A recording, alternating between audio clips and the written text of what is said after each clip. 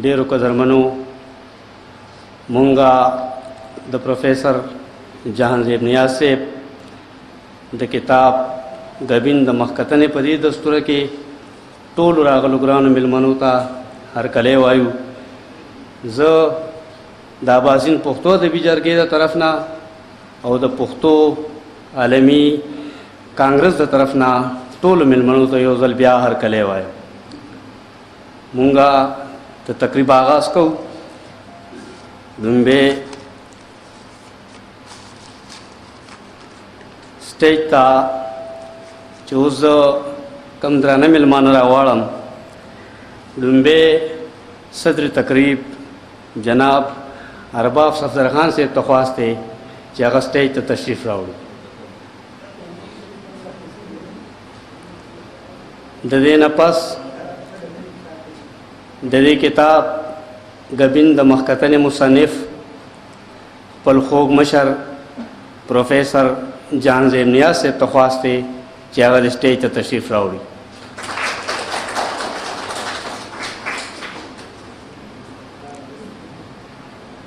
په پښتو ژبه او ادب ډېر لوی مین چې د وطن نه بهر په قطر کې هغه د پښتو روزنه او پالنه کړې ده.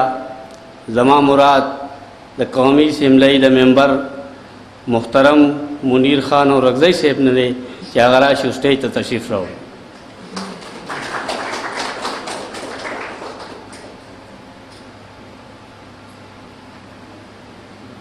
یو بدرون ملما حبیب الله خان صاحب ایڈیشنل چیف سیکرٹری فاټو ته خواست دی چې هغه راشي سټیج ته تشریف راوړي.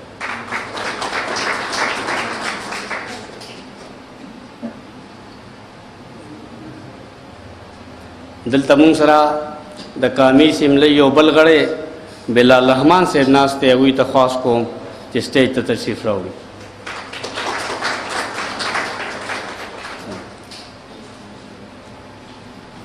وارث صاحب ته خواست دی چې هغه د سټیج ته تشریف راوړي.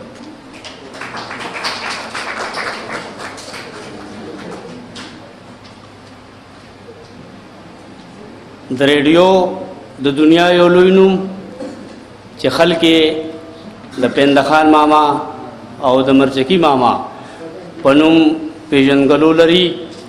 زما مراد د عبدالله جان مغموم صاحب نه دی چې هغه سټیج ته تشریف راوړي.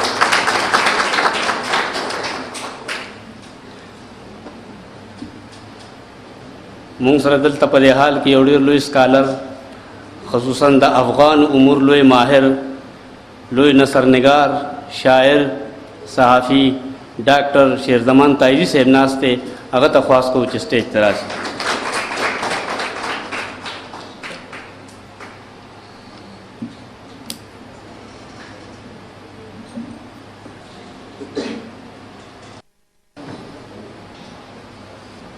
د خټکنامې یو درون مشر، یو ډېر ادب نواز شخصیت چې همیشه زموږ سره په ادبیالو ځلو کې پوره کومک کوي، زما مراد د انجینیر محمد ایوب خټک صاحب نه دی.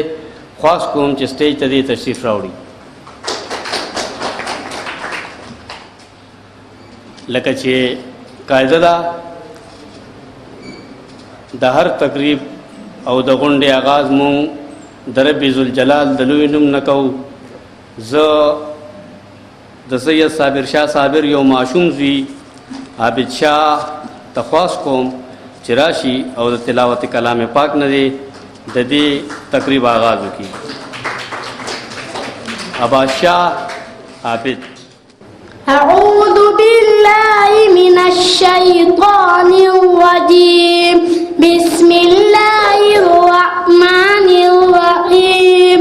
والضحى والليل إذا سجى ما ودعك ربك وما كلى وللآخرة خير لك من الأولى ولسوف يعطيك ربك فترضى ألم يجدك يتيما فآوى ووجدك وجدك عائلا فأغنى فأما اليتيم فلا تقهر وأما السائل فلا تنهر وأما بنعمة ربك فحدث صدق الله العظيم.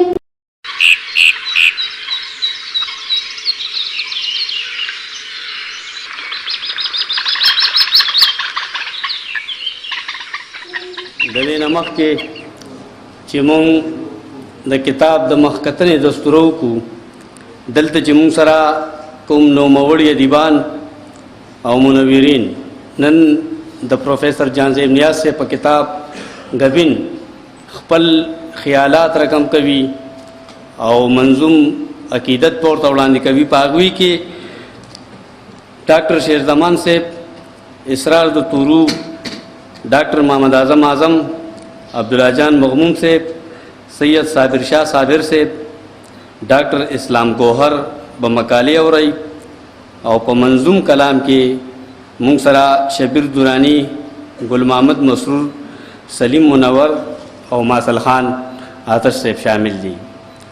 زه د کتاب د مخکتنې د دستوري لپاره د دې تقریب دای د دې تقریب محرک د بهارونو کتاب خور مشر د دستار انټرنیشنل چیف ایډیټر چې په خپل هم د 13 کتابونو مصنف ته او یو نیم سل پورې کتابونه هغوی په خپل لغه چاپ کړي. سید صابر شاه صابر تخواس کوم چې راشي او د کتاب د مخکتنې په دستوره کې د ملمنو راهنمایي وکړي.